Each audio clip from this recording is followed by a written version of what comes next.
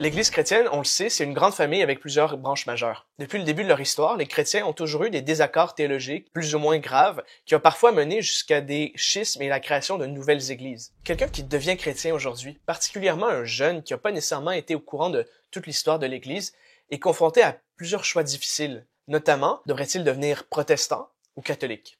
Bonjour, ici Philippe Letellier-Martel, j'ai 21 ans et depuis plusieurs années, je suis dans un cheminement pour en apprendre plus sur des sujets qui me passionnent, comme la philosophie, la religion ou la politique. Je me suis donné comme mission de tirer la culture québécoise vers le meilleur. Bienvenue sur Action Vitale.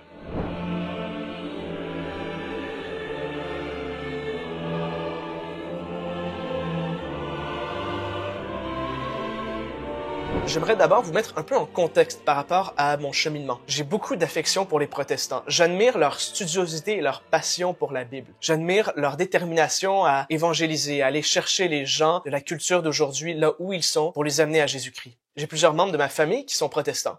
Du côté de mon père, j'ai même des membres de ma famille qui sont pasteurs dans leur église. Donc, je ne veux pas du tout que cette capsule soit interprétée comme une attaque envers les protestants. Au contraire, je voudrais qu'elle soit interprétée comme une invitation au dialogue. Malgré le fait que j'ai été élevé culturellement catholique, j'ai quand même été exposé à certaines critiques protestantes de l'Église catholique par des membres de ma famille. Et lorsque, à l'âge de 14-15 ans, j'ai recommencé à m'intéresser sérieusement au christianisme, j'ai été confronté à ce choix. Et alors, le protestantisme s'avérait pour moi une véritable option. C'est parce que j'avais commencé à lire la Bible. J'étais inquiet par rapport notamment aux prières à la Vierge Marie. Je me demandais si c'était pas une forme d'idolâtrie. À l'Église catholique, je trouvais des traditions et des pratiques que je retrouvais tout simplement pas dans la Bible. J'avais même entendu que les catholiques croyaient que le sacrifice de Jésus sur la croix n'était pas suffisant pour nous sauver et qu'il fallait ajouter des travaux, nos travaux, pour mériter notre ciel. Tout ça, c'était des obstacles assez significatifs qui m'empêchaient de revenir pleinement à l'Église catholique. Jusqu'à ce que j'apprenne ce que l'Église enseigne véritablement. D'abord, et c'est vraiment quelque chose qui m'a marqué, la prière du « Je vous salue Marie », qu'on accuse souvent comme étant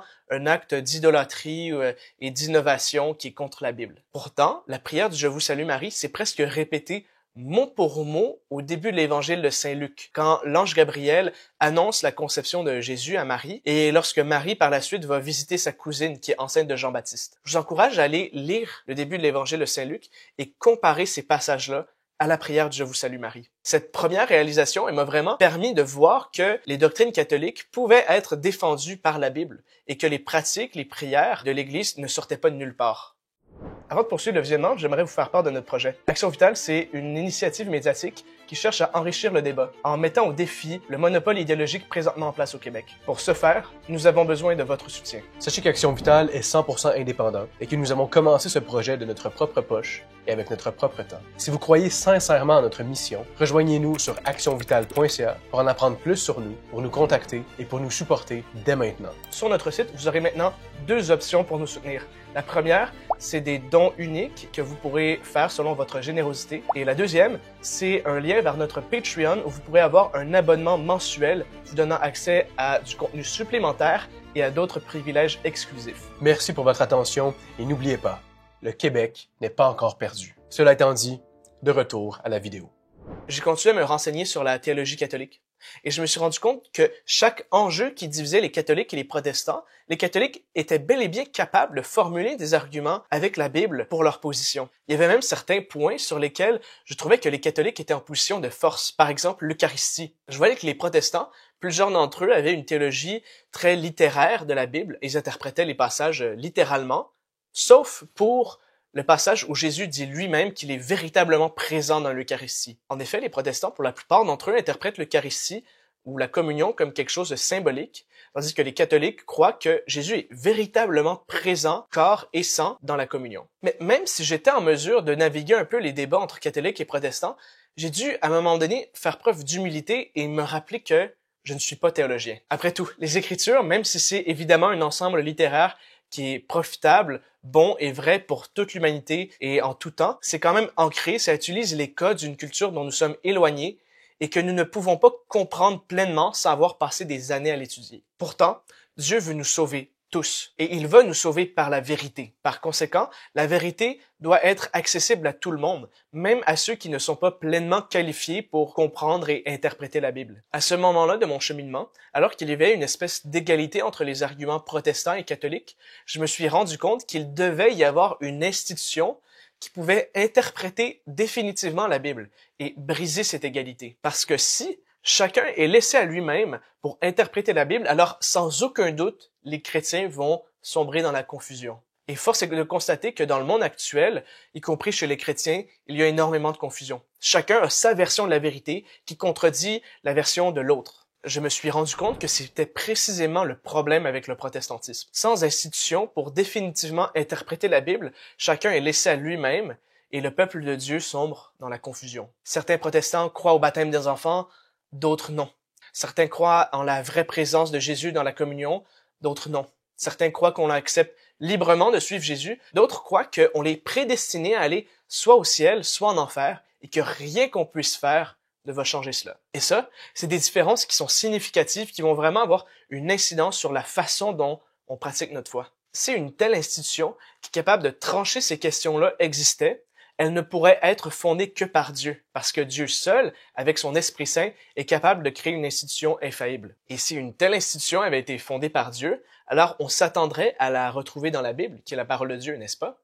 C'est là que tout a commencé à faire sens. En fait, Jésus lui-même fonde une église avec une hiérarchie dans l'Évangile. Dans l'Évangile selon saint Matthieu, chapitre 16, il s'adresse à Simon, un de ses apôtres, et il lui dit qu'il s'appellera dorénavant Pierre, et que sur cette pierre, il va bâtir son église, et que contre elle, les portes de l'enfer ne vont pas gagner. Il lui donne aussi les clés du royaume des cieux. Il lui dit que tout ce qu'il liera sur terre sera lié aux cieux, et tout ce qu'il déliera sur terre sera délié aux cieux. Plus tard, dans le chapitre 18, il étend cette capacité-là de lier et de délier à tous les apôtres. Donc, on voit clairement que Jésus a fondé une église avec ses apôtres, qui a une hiérarchie et qui est là pour nous enseigner infailliblement la vérité sur le royaume des cieux. Précisément l'institution qui était nécessaire pour ne pas que les chrétiens entrent dans la confusion. Il nous reste maintenant à identifier aujourd'hui quelle est cette église.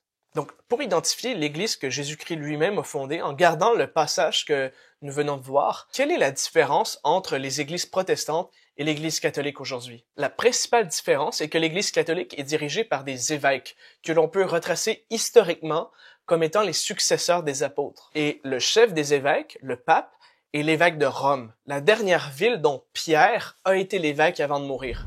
Par conséquent, le pape est le successeur de Saint Pierre, et il joue un rôle particulier et privilégié dans la juridiction de l'Église. Les évêques, en communion avec leur chef, le pape, sont en mesure de publier des documents, de faire des conciles, c'est-à-dire des rassemblements où ils vont discuter de la vraie façon d'interpréter la Bible et la tradition, de façon authentiquement chrétienne. Et on peut avoir la certitude que si on se fie à l'enseignement de l'Église, alors on ne va pas s'écarter de la foi que Jésus-Christ lui-même a enseignée à ses apôtres. Voilà donc ma raison principale pourquoi j'ai décidé d'être catholique plutôt que protestant. Encore une fois, j'aimerais mettre l'accent sur l'amour et la charité qui doit nous unir en tant que chrétiens avec les protestants. Dans ce même esprit de charité, j'aimerais inviter tous les chrétiens qui écoutent cette vidéo à rejoindre l'Église catholique et à se fier non pas sur son interprétation de la Bible, aussi brillante et sophistiquée qu'elle puisse être, mais à l'interprétation de l'Église qui a été fondée par Jésus-Christ. Parce que mon interprétation, elle est faillible et imparfaite. L'interprétation définitive et définie de l'Église, elle est parfaite et infaillible. Tous ensemble, unis avec le Christ, nous pouvons amener la lumière et ramener le Québec à Dieu. Merci à tous pour votre attention et priez pour moi. Ici Philippe Letellier-Martel d'Action Vitale.